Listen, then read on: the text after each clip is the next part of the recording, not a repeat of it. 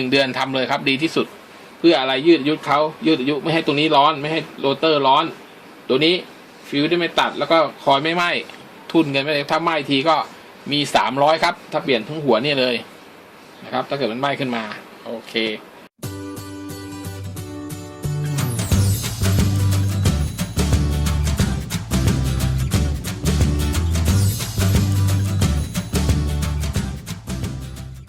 สวัสดีครับวันนี้มาอยู่กันในช่องวัดดีไว้นะครับอันนี้เนี่ยวันนี้จะพามาทำนี่ครับพัดลมเดี๋ยวขอกลับกล้องนะครับนี่ครับพัดลมยี่ห้ออะไรเนี่ยยี่ห้อคลาว16 นิ้วยังใหม่อยู่เลยครับทำไมถึงพัดลมถึงมีข้อแตกต่างกันทางยี่ห้อที่ดูดีๆหน่อยกับยี่ห้อที่พอใช้ได้เนี่ยข้อแตกต่างคือเรื่องความอึดของการใช้งานนี่ก็ยังใหม่อยู่ซื้อใหม่แต่อาการครั้งนี้ครับเบอร์ 3อย่างนี้นะครับอืดเนี่ยถ้าบางคนไม่รู้เกิดขืนนอนหลับแล้วเปิดหมุนทิ้งเนี่ยนะไฟอาจไหม้ได้นะครับก็คือเนี่ยร้อนถ้ามีฟิลก็อาจจะตัดแต่ไม่รู้ระดับยี่ห้ออย่างนี้จะมีฟิลอยู่เปล่านะครับแต่นี่อาการอื่นๆเนี่ยคือ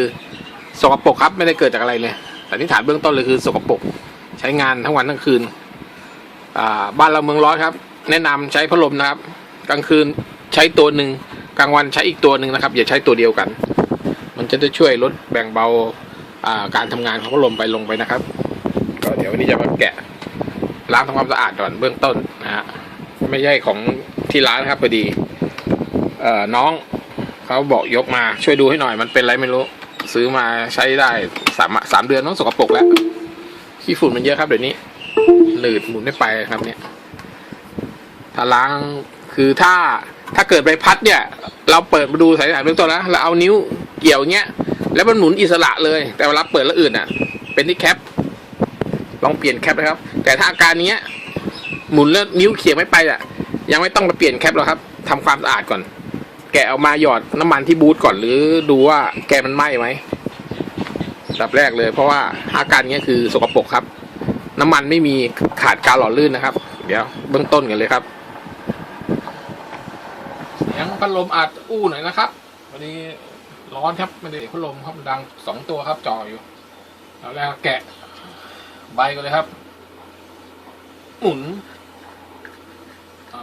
พัดลมนี่หมุนตามเข็มนาฬิกาแล้วครับเวลาจะหมุนออกหมุนเข้าหมุนเข้าหมุนออกครับสลับกันกับเกียร์น็อตทั่วไปนะครับ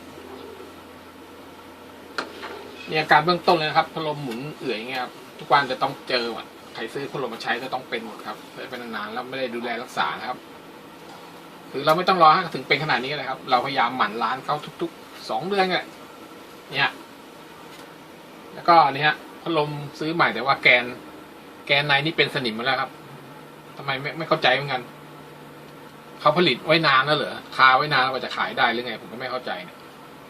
แกนเป็นสนิมแล้วเอาออกยากแล้วนี้เนี่ยข้อแตกต่างกับพัดลมที่มีราคาสูงกว่านี้หน่อยตัวราคาน่าจะหนีกัน200ตัวหนึ่ง16 นิ้วยี่ห้อทั่วไปนะก็อยู่ประมาณเนี่ย400 กว่าบาทเกือบ500แต่ถ้าเป็นยี่ห้อฮาตาลิ600ขึ้นไปครับ610 บาทขึ้นไปเนี่ยข้อดีครับถ้าไม่นั้นก็นอนลงแล้วเอาน้ำมันหยอดน้ำมันเบรกอะไรครับหยอดไปก่อนอันนี้ขอดึงมันจะล็อกอยู่เป็นสนิมแค่ตรงช่วงเกลียวเนี่ยไม่ทุกตัวครับถ้าแกะมันจะเป็นเงี้ยไม่เป็นไรเอากระดิ่งหรอกกระโดดนี่ออกเลยครับก็ไขน็อตนี่ออกเลยนะครับอันนี้ออกแล้วเอาตูดออกเลยแวะไปครับ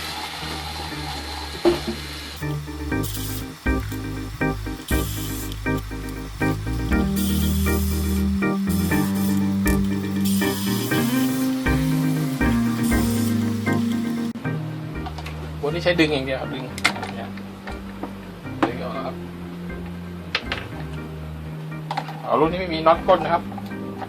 จะเป็นคลิปล็อกด้านหน้าเนี่ยจะเป็นคลิปล็อกอยู่เนี่ยเรางัดนี่ขึ้นมาแล้วกดหัวนี่ลงไปนะครับ นี่ฮะใช้ไขควงปรับเป็นระวังหักด้วยนะครับเป็นพลาสติกเหนียวไม่ก็ห่าวง่ายครับเนี่ยค่อยๆไล่ไปอย่างนี้ครับ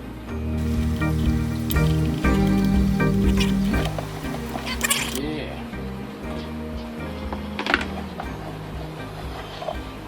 ่นะครับก็อุ่นทำความสะอาดนะครับเนี่ยเราจะประกอบกับนะครับบานแล้วเนี่ยหนืดถ้ามือหมุนไม่ไปครับไม่เข้าจะไปเลยราคาหนีกัน100 กว่าบาท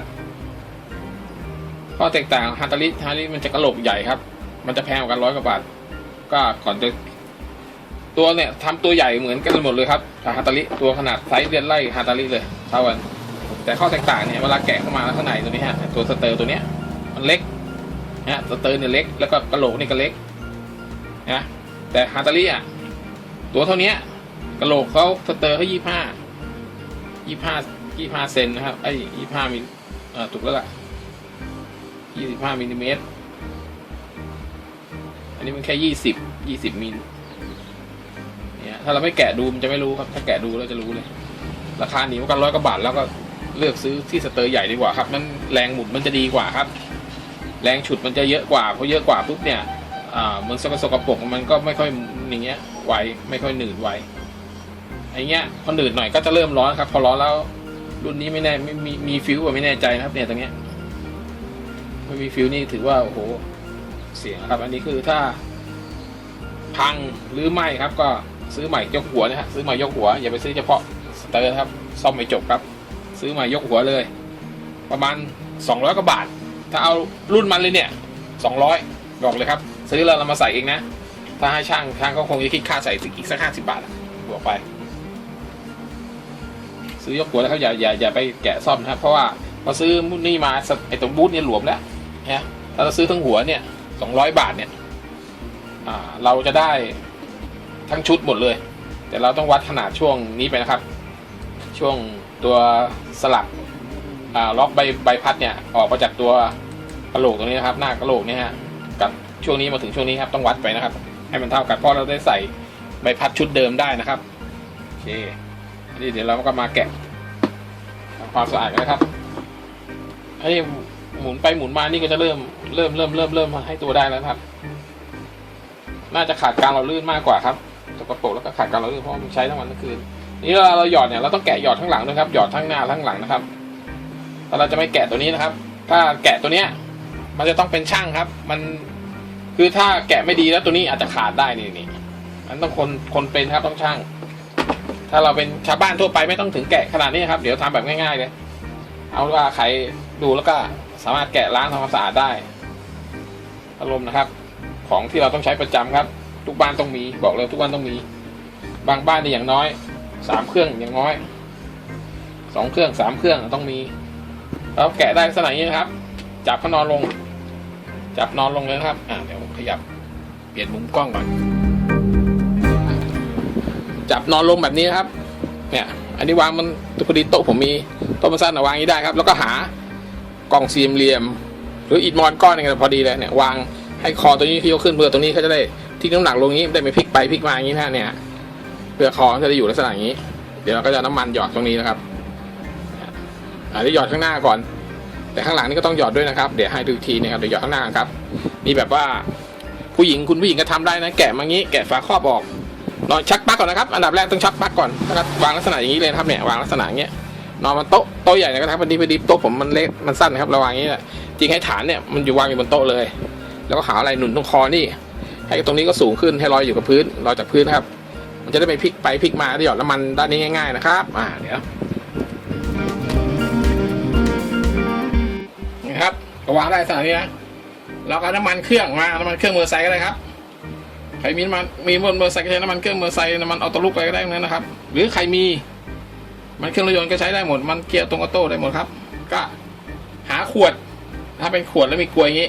ก็สามารถหยอดนี้ได้เลยใช่ไหมครับแต่บางบ้านบางท่านถ้าไม่มีก็ไม่ต้องอะไรเอากาลอนน้ำมันมาครับหาหลอดกาแฟมา1 อันนะครับหมดอันนี้ผมเป็นกาลอนน้ำมัน1 ลิตรหลอดกาแฟมา จุ่มเลยครับ จุ่มแล้วก็มือปิดงี้นะครับปิดเงี้ยนี่แล้วก็ดึงขึ้นมา แล้วก็ไปจี้ไปที่คอพัดลมงี้ฮะเห็นไหมเอ่ยเห็นนะ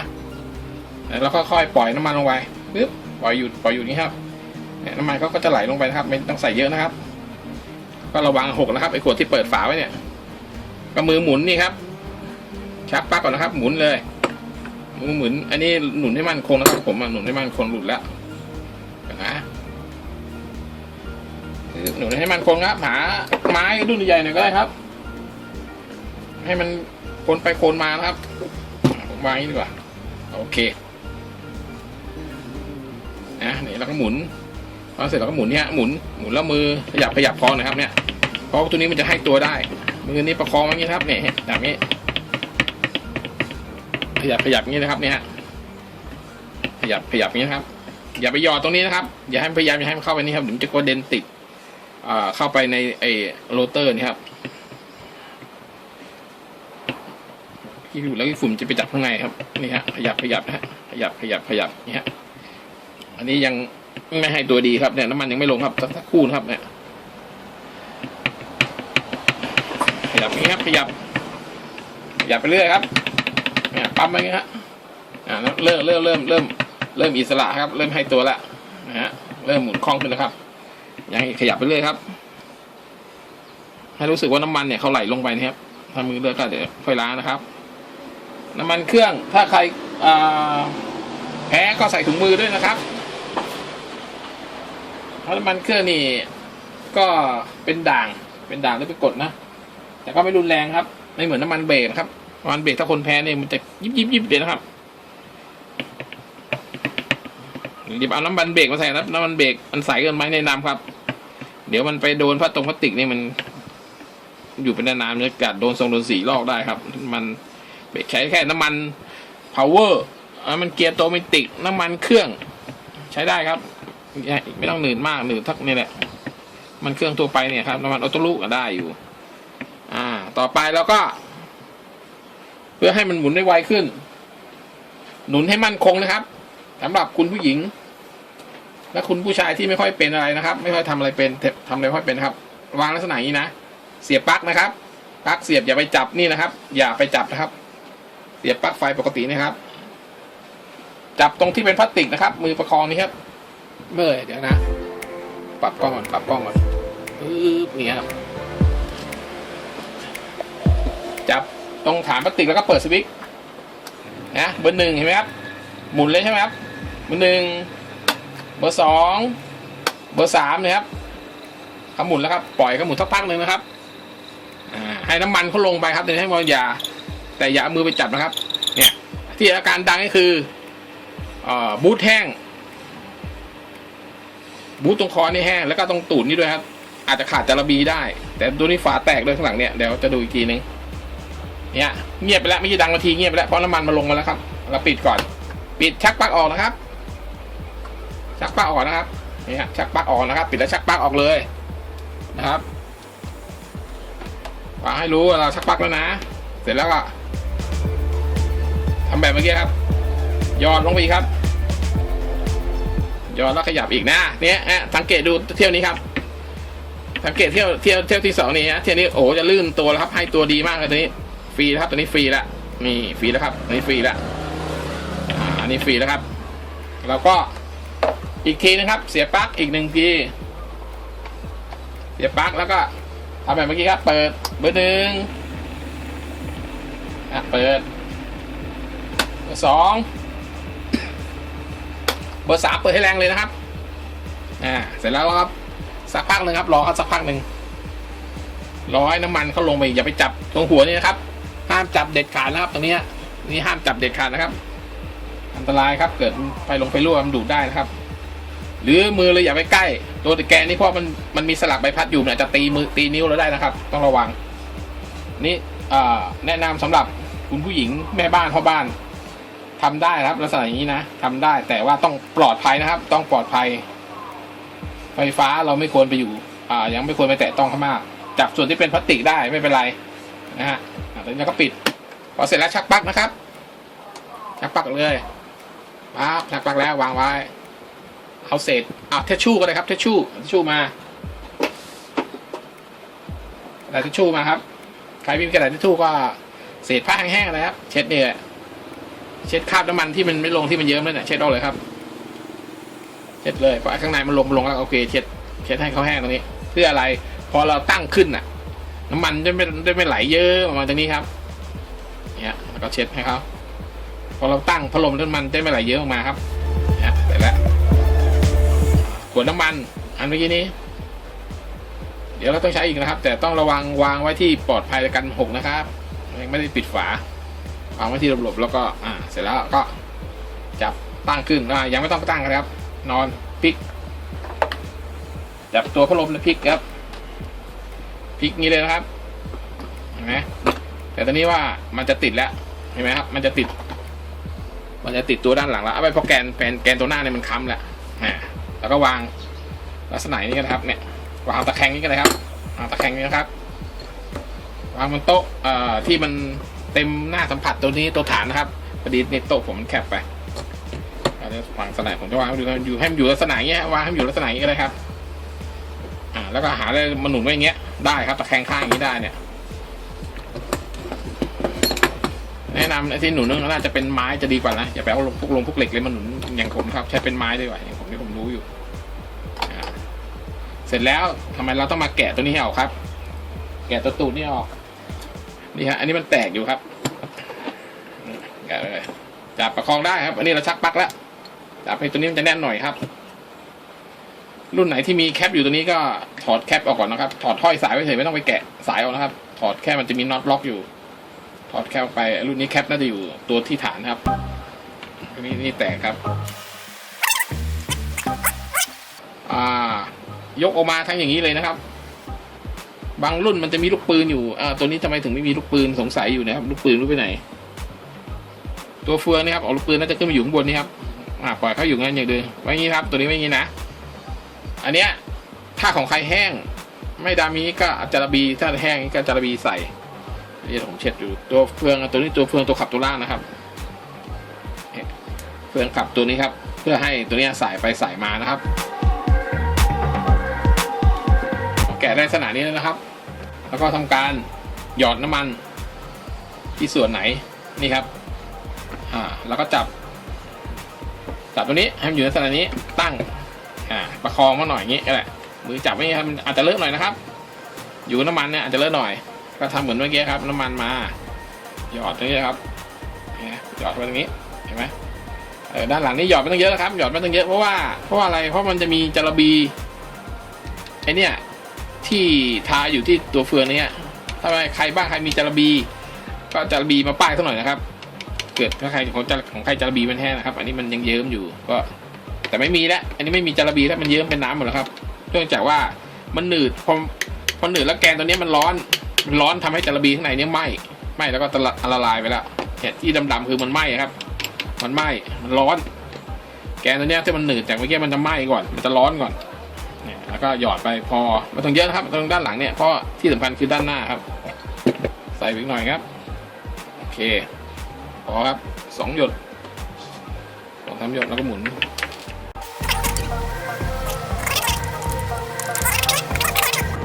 ได้ลักษณะนี้แล้วนี่ฮะเห็นไหมเลยใครมีจาระบีก็จาระบีใส่เท่าไหร่นะครับคุณแม่บ้านไม่มีจาระบีลองถามคุณพ่อบ้านดูครับอาจจะมีเพราะพวกจาระบีจะอยู่ตามโรงรถนะครับแต่ส่วนมากถ้าพ่อบ้านไม่ได้ดูแลรถเองไม่น่าจะมีครับมีติดบ้านแล้วก็ถือหาขวดจะหม่องนะครับแล้วก็เดินไปตามอู่รถแล้วก็ไปขอเข้ามาสักปืดหนึ่งหรือขอซื้อมาสัก10-20 บาทครับแล้วแต่เขาจะควักให้แต่ถ้าไปซื้อกระป๋องมันมีกระป๋องใหญ่ๆขายกระป๋องนึงก็50 กว่าบาทขึ้นไปครับพอเราได้แล้วไม่ต้องใส่เยอะนะครับแล้วก็กบฝาลงไปดีอันนี้มันแตกนะครับเดี๋ยวลองดูก่อนจะแก้ไขไงได้ใส่ลงแล้วครับลูกปืนไม่ลงมาติดครับมันติดเฟืองตัวบนนี่ครับโอเคใส่แล้วก็กดลงไปนะครับทีนี้ก็ขันน็อตเข้าไปตามเดิมครับขันพอตึงมือเขาอยู่ขันแน่นเดี๋ยวข้างบนนี้แตกครับเนี่ยอันนี้แตกไปอันหนึ่งแล้วเนี่ยอันนี้แตกน็อตล็อกไม่ได้เดี๋ยวจะหาวิธีแก้ไข ดี๋ยวเอาเทเบิลไทยรัดน่าจะได้นะครับเดี๋ยวลองดูเทเบิลไทยวางอย่างนี้ครับนี่ฮะครอบอย่างนี้เพื่อรัดให้เขากดฝาตัวนี้อยู่ครับไม่ให้เขาหลุดขึ้นมาครับแนวนี้ได้ไหมถ้าแนวนี้ไม่ได้ขอเป็นแนวนี้ครับนี่จะมีตัวนี้อยู่เนี่ยแนวนี้รัดแนวนี้ก็ได้ครับนี่เพราะมันน่าจะโดนอันนี้มันไม่ได้หมุนครับวางนี้วางไฟดีกว่าครับหรือดูเทเบิลไทยเทเบิลไทยเส้นเล็กๆครับใส่ไปในรูน็อตเลยก็ได้ครับอันนี้เส้นมันใหญ่ไปหน่อยไม่ลงแล้วก็ข้างๆก็ได้ครับถ้าใครมีเส้นใหญ่ๆก็รูน็อตเลยครับอันนี้น่าจะล็อกได้หน่อยนึงถ้าอย่างนี้จะล็อกได้เยอะขึ้นครับอันนี้จะได้พื้นที่เยอะนี่ฮะไปอย่างนี้เลย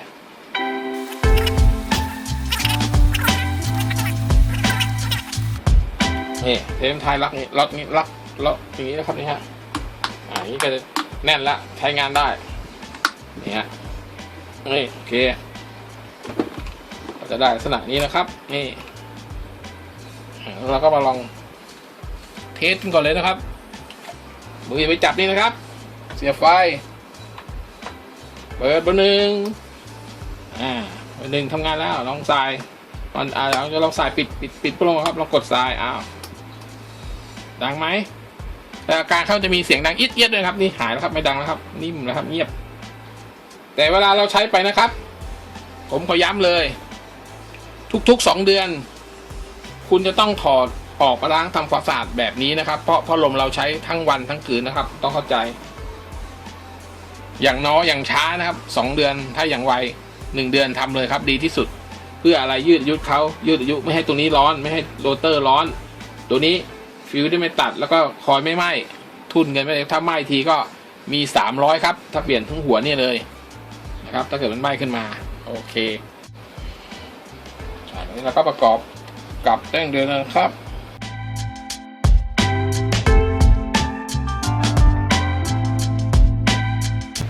เอามาไขไล่ให้แน่นอีกทีนะครับข้างหลังใส่นี่ครับไปถ้าเป็นรุ่นที่ล็อกน็อตตัวนี้ก็มันจะง่ายหน่อยให้เข้ากรอบแล้วก็ล็อกอันนี้เราต้องใส่ให้มันเข้าเขี้ยวเลยครับเพราะไม่มีน็อตล็อกตัวหลังก็ขยับให้เข้าเขี้ยวครับ